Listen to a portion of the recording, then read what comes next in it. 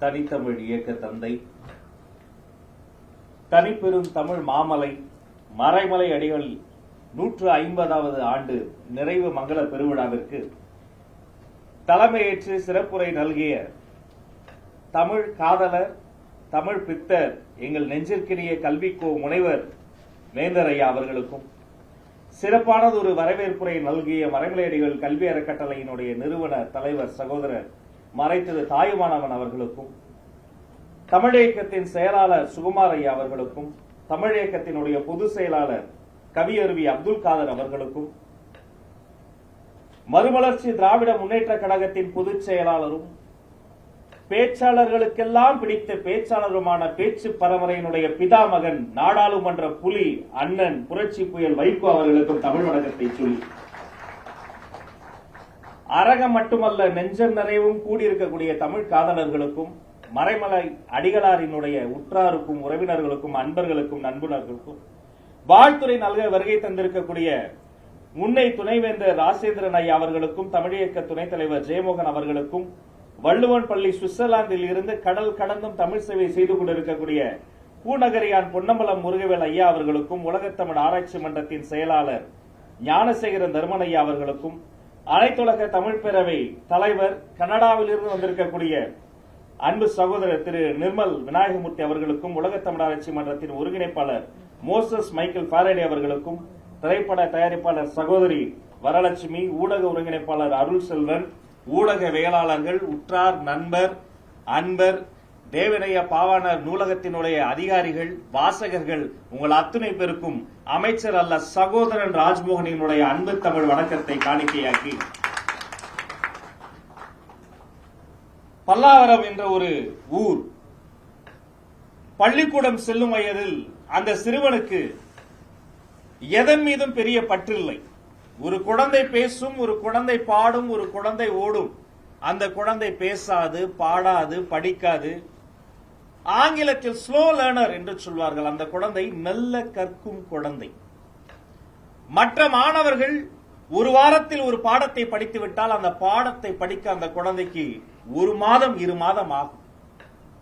அப்படிப்பட்ட அந்த குழந்தை ஒரு நாள் விளையாடி கொண்டிருந்த போது பாம்பு தீண்டி துள்ள துடிக்க அரசு மருத்துவமனையினுடைய அவசர சிகிச்சை பிரிவில் வைத்திருந்தார்கள்.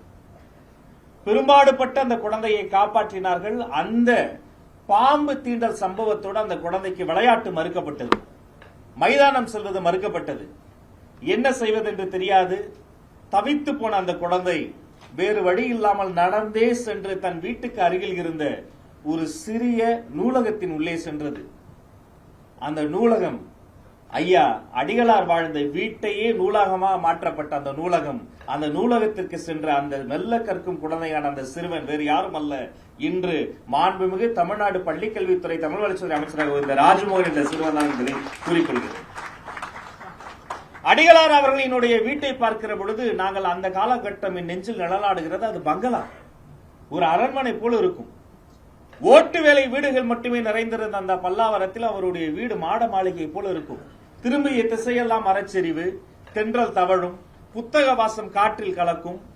சரி, நூலகம் உள்ளே சென்று ஒரு நூல் படிக்க அல்ல பார்க்கவாது முடியுமே என்று அந்த நூலகத்தின் உள்ளே சென்று வாசகனாக உள்ளே நுழைகின்ற போது எத்தனை சிறிய வாசகனாக இருந்தாலும் வாசலிலேயே ஒரு நூலை நீட்டி அதில் கையொப்பம் வாங்குவார்கள். அந்த சிறுவனுக்கு அதில் ஒரு கர்வம். அந்த கையொப்பமிட்டு அந்த நூல்களை எடுத்து படித்து இன்று சிந்தித்து பார்க்கிறேன். மறைமலை அடிகளார் அவர்களினுடைய பெயரை பல்லாவரத்தில் இருக்கக்கூடிய ஒரு அரசு பள்ளிக்கூடத்திற்கு சூடியிருக்கிறார்கள். மறைமலை அடிகளாரனுடைய திருப்பெயரில் அஞ்சல் உரையை அரசாங்கம் வெளியீடு செய்திருக்கிறது. சென்னையை தாண்டி ஒரு நகர் உருவாக்கி அங்கு சிலை நிறுவி மறைமலை நகர் என்று இந்த தமிழ்நாடு அரசு கௌரவம் கொடுத்திருக்கிறது. புதுகையிலே ஒரு சாலைக்கு மறைமலை அடிகள் சாலை என்று பெயர் சூடியிருக்கிறார்கள். நாகையிலே ஒரு வெண்கல சிலை நிறுவிய மறைமலை அடிகளாருக்கு ஒரு பெரும் பெருமையை, கௌரவத்தை கொடுத்திருக்கிறார்கள். 19ஆம் நூற்றாண்டில் பிறந்து 20ஆம் நூற்றாண்டில் கல்வி பணிகள் செய்து 21ஆம் நூற்றாண்டில் அவருடைய பெயர் தலைத்திருக்கிறது. இல்லை இல்லை, இனி வரும் எல்லா நூற்றாண்டும் தூய தமிழ் பற்றாளரான மறைமலை அடிகளின் புகழ் ஓங்கி நிலைக்கும் என்பதில் மாற்று கருத்து. அவருடைய தமிழ் பற்று ஒரு பண்பாட்டு தொடர்ச்சி, அவருடைய தூய தமிழ் சேவை ஒரு ஒலிம்பிக் தொடர்ஜோதி ஓட்டம். அன்று அடிகளார் கையில் எடுத்து ஓடினார். நேற்று புரட்சி புயல் வைகோ அண்ணன் அதை நாடாளுமன்றத்தில் சூடியிருந்தார். அவர்களின் வழித்தோன்றலாக தான் மாண்புமிகு தமிழ்நாடு முதலமைச்சர் சி ஜோசப் விஜய் அவர்கள் தமிழ் பற்றோடு எங்களை எல்லாம் ஆளாக்கி அடகு பார்த்துக் கொண்டிருக்கிறார். வேந்தர் ஐயா பல்வேறு கோரிக்கைகளை, பல்வேறு ஆலோசனைகளை இந்த மன்றத்தில் வைத்தார். மூத்தோரை, முன்னோடிகளை, அவர்தம் அறிவுரைகளை, ஆலோசனைகளை மறுக்கக்கூடிய கூட்டம் அல்ல, செவிமடுத்து அதை ஆவணம் செய்வதற்காக ஓடோடி உழைக்கக்கூடிய கூட்டம் நாங்கள் என்பதை இந்த மன்றத்தில் பெருமையோடு சொல்லிக் கொள்கிறேன். எதற்காக அடிகளார் அவர்கள் ஆசைப்பட்டாரோ அந்த தமிழ் பற்றோடுதான் திக்கெட்டும் திசையெட்டும் ஓடி சென்றிடுவேர் எட்டு திக்கும் கலை செல்வங்கள் யாவும் கொணர்ந்து இங்கு சேர்ப்பீர் என்று சொன்னானே முண்டாசு கவிஞன். அதே போல பல நாடுகளில், பல தேசங்களில் சிதறி கிடக்கிற தமிழர்களை எல்லாம் ஒன்றிணைத்து இன்று தமிழனுக்கு என்று ஒரு தேசம் இல்லை, ஆனால் தமிழன் இல்லாத தேசமே இல்லை. 196 நாடுகளில் தமிழர்கள் கோலச்சி கொண்டிருக்கிறார்கள் என்பதை பெருமையோடு நினைத்து பார்க்கிறேன். அவர்கள் அத்தனை பேரையும் ஒன்றாக்கி நன்றாக்கி ஒரு குடையின் கீழ் கொண்டு வந்து, இதோ இந்த மேடையில் பாருங்கள், பல நாட்டில் இருந்து தமிழ் காதலர்கள் வந்திருக்கிறார்களே, இதை போல ஒரு குடையின் கீழ் கொண்டு வந்து ஆக்கப்பூர்வமான பணிகளை செய்வது மட்டும்தான் எங்களுடைய வேலை. பெருமையோடும் வாஞ்சையோடும் சொல்கிறேன். அமைச்சர் ராஜ்மோகன் என்று வாயார அழைக்கிறீர்கள். அமைச்சர் ராஜ்மோகன் என்ற பெயர் மட்டும்தான் எனது. அதிகாரம் முழுக்க முழுக்க தமிழுக்கானது, தமிழர்களுக்கானது, உங்களுக்கானது என்பதை நான் சொல்லிக் கொள்கிறேன். நீங்கள் சொல்லுங்கள், கேட்காதீர்கள். நீங்கள் கோரிக்கை எல்லாம் வேண்டாம், அன்பு கட்டளை எடுங்கள். நீங்கள் சொல்வதை செய்து முடிப்பதற்காக தான் உங்கள் தம்பி ராஜ்மோகன் வந்திருக்கிறார் என்பதை இந்த நேரத்தில் நான் கூறிக்கொள்கிறேன். மறைமலை அடிகளாரினுடைய அந்த தமிழ் சேவை என்பது நூற்றாண்டு தாண்டி தாண்டி இன்னும் தழைத்துக் கொண்டே இருக்கும். நான் அமெரிக்கா சென்றிருந்தேன், வேந்தர் அங்கேயும் வந்திருந்தார். இந்த திரைப்பட வசனத்துல சொல்ற மகாபிரபு இங்கேயும் வந்துட்டீங்களா என்று நான் கேட்டேன். அவர் சொன்னார், தமிழ் இருக்கும் எல்லா இடத்திலும் நான் இருப்பேன் என்றார். நல்ல அரங்கம் நிறைந்த கைத்தட்டல் தரலாம் அவருடைய தமிழ் பற்றி. நான் அசந்து போனேன். வயது என்பது அவருக்கு ஒரு பொருட்டே அல்ல. அவர் அமெரிக்காவிலும் அந்த கடுமையான ஒரு தட்பவெப்பநிலை மாற்றத்தில், இங்க பகல்னா அங்க இரவு, அங்க இரவனா இங்க பகல், அங்க நின்று ஒரு தமிழ் பணியோடு அங்க நான் போய் பார்த்தேன். அப்ப அந்த இடத்தில் பார்த்த போது ரொம்ப நெஞ்சுக்கு நெருக்கமாக அளவலாவன அவருடைய தவ புதல்வர், என்னுடைய அருமை நண்பர் பேசிக் கொண்டிருந்தோம். பின்பு இந்த ஃபெட்னாவில் பல இடங்களுக்கு சென்று பல தமிழ் மேடைகளில் பேசிக் கொண்டிருந்த போது 2 மனிதர்களை பார்த்தேன். ஒருவர் பெயர் தாமஸ் அட்டாச்சி, சியாட்டலில் பிறந்தவர், ஜப்பானியர். நான் பேசி முடித்த பின்பு என்னுடைய அறைக்கு வந்தார். உள்ளே நுழைகிற போதே வேட்டி சட்டை கட்டி வந்தார். எனக்கு ஆச்சரியமாக இருந்தது. ஆள் பார்ப்பதற்கு ஜாக்கி ஜான், புரூஸ்லி போல இருக்கிறார். வேட்டி சட்டையை கட்டி வருகிறார். இப்போது எப்படி ஆங்கிலத்தில் பேசுவதா, அவருக்கு தமிழ் தெரியுமா? அதிகபட்சம் 2 வார்த்தைகள் பேசுவார்கள் தமிழில், அதையும் வணக்கத்தையும் சுணக்கத்தோடு சொல்வார்களே. உள்ளே நுழைந்தார். அடை மழை போல, ஐயா வணக்கம், நான் திருக்குறள் காதலன் தாமஸ் அட்டாச்சி, உங்களை சந்திக்க வந்திருக்கிறேன். உங்களிடம் நேரம் கிடைக்குமா? நான் அசந்து போனேன், சிலிர்த்து போனேன். நீங்கள் ஜப்பானியர், எப்படி இப்படி நல்ல தமிழ் பேசுறீங்கன்னு அவர் சொன்னாரு. திருக்குறள் என்ற ஒரு புத்தகத்தின் மொழிபெயர்ப்பை முதலில் படித்தேன். பின்பு அந்த திருக்குறள் மொழிபெயர்ப்பை ஏன் நமது மொழியிலேயே நான் செய்யக்கூடாது என்று அதை நான் மொழிபெயர்ப்பு செய்ய தொடங்கினேன். சில பல ஆண்டுகள் சென்றது. இப்போது நான் பாதி தமிழன் ஆகிவிட்டேன். சுத்த தமிழில் பேசி என்னிடம் கை குலுக்கினார். நான் சொன்னேன், இல்லை இல்லை, நீங்கள் முழு தமிழராக மாறிவிட்டீர்கள். என்று திருக்குறளை நீங்கள் கையில் எடுத்தீர்களோ அன்றே முழு தமிழராக மாறிவிட்டீர்கள் என்று. இன்னொரு அம்மா, அந்த அம்மா, அவங்க அம்மா பேரு கோயா. அவங்க ஒரு முறை மதுரைக்கு வந்திருக்கிறாங்க. இந்தியாவுக்கு வந்தபோது, மதுரைக்கு வந்தபோது இங்கு மதுரையில் இருக்கக்கூடிய இசை கருவிகளை பார்த்திருக்கிறாங்க. தவில், நாதஸ்வரம், பறையெல்லாம் பார்த்து அவர்களுக்கு பெரிய ஆச்சரியம். பின்பு அதை கற்றுக்கொள்வதற்காக இங்கு இருக்கக்கூடிய கலைஞர்களை சென்று சேர்ந்து அவர்களிடம் பேசியிருக்கிறாங்க. அப்ப அந்த கலைஞர்கள் தமிழ்ல தான் பேசுறாங்க என்பதால் தமிழ் கற்க தொடங்கி இருக்கிறாங்க. தவில், நாதஸ்வரம், பறை கற்றுக்கொள்ள ஆசைப்பட்டு, அதை கற்றுக்கொள்வதற்காக தமிழ் கற்றுக்கொள்ள ஆசைப்பட்டு என்னிடம் தூய தமிழில் அரை மணி நேரம் பேசினார். பறையை விட்டு விடாதீர்கள், உலகம் முழுக்க கொண்டு சேர்க்க வேண்டும் என்று ஒரு அமெரிக்க பெண்மணி என்னிடம் பேசினார்.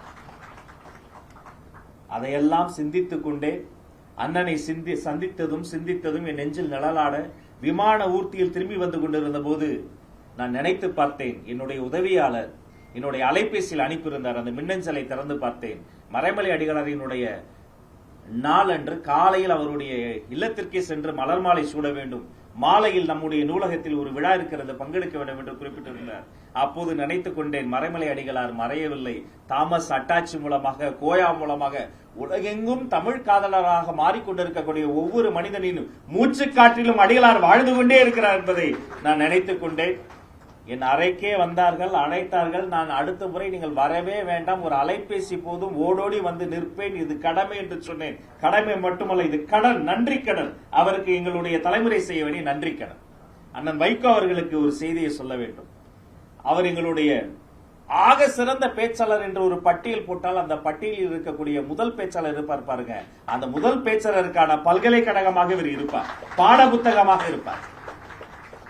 அந்த பேச்சுகள் எல்லாத்தையும் நாங்க இன்னைக்கு வலைதளத்துல காணொலி காட்சிகளை காணொலிகளாக, கேட்பொலிகளாக நாங்கள் பார்ப்பதுண்டு, கேட்பதுண்டு. எனது அறைக்கு வந்த மறுமலர்ச்சி திராவிட முன்னேற்ற கழக தோழர்கள் எனக்கு ஒரு புத்தகத்தை பரிசீலித்தார்கள். அதை புத்தகம்னு சொல்ல முடியாது, ஒரு தலையணை அளவிற்கு அத்தனை பெரிய புத்தகம். சிறையில் பூத்த மலர்கள். ஒரு மனிதன் இத்தனை பெரிய புத்தகத்தை எழுதியிருக்கிறார் என்றால் எத்தனை நாட்கள் சிறையில் இருந்திருப்பார், அதற்கு பின்னால் எத்தனை பெரிய அனுபவம். தனது வாழ்நாளில் பாதையை சிறைக்கு எழுதி கொடுத்த செம்மல் ஒரு தமிழ் காதலர் நம்மிடையே வாழ்ந்து கொண்டிருக்கிறார். அவர்களிடம் அந்த புத்தகத்தை வாங்கி அந்த நூலை என்னுடைய தனி நூலகத்திற்கு நான் அழைத்து சென்றேன். வாசித்துக் கொண்டிருக்கிறேன். வாசித்து முடித்த அண்ணனிடம் அதை பற்றி விரிவாக பேசுவேன். எங்களுடைய முதல் அலைபேசி அழைப்பே அவருக்கு எதுவுமே கேட்கல. நான் ஒரு அமைச்சர். என்னை தொலைபேசியில் உரிமையாக அழைத்து அவர் என்ன தெரியுமா கேட்டார்? அண்ணாவுக்கு ஒரு பிறந்த நாள் கொண்டாட வேண்டும், அதற்கு வள்ளுவர் கூட்டம் கேட்டார். இரண்டாவது அழைப்பு என்ன தெரியுமா? அப்போதும் அவருக்கு எதுவும் கேட்கவில்லை. நமது சின்னஞ்சிறுவன், நம்முடைய தமிழ்ச்செல்வன் லிடிய நாதஸ்வரம் சிம்பொனி இசையமைத்து திரும்ப வருகிறான், ஒரு அரசு மரியாதை கொடுக்க கூடாதா என்று தமிழுக்காக, தமிழர்களுக்காக தொடர்ந்து கேட்டுக்கொண்டே இருக்கக்கூடிய ஒரு தூய தமிழ் பற்றாளர் அண்ணன். அவருக்கு பதிலுக்கு நான் ஒரே ஒரு பரிசு சொல்லணும்னு நினைக்கிறேன். அது ஒன்றல்ல, இரண்டு. பரிசு ஒன்று, என்னிடம் ஒரு அரிய மிக முக்கியமான ஒரு நிழற்படம் கிடைத்தது. அது தந்தை பெரியார் முன்னால் அண்ணன் வைகோ பேசிக் கொண்டிருக்கிறார். அதே காந்த குரல் அந்த புகைப்படத்தில் எதிரொலிக்கிறது எனக்கு.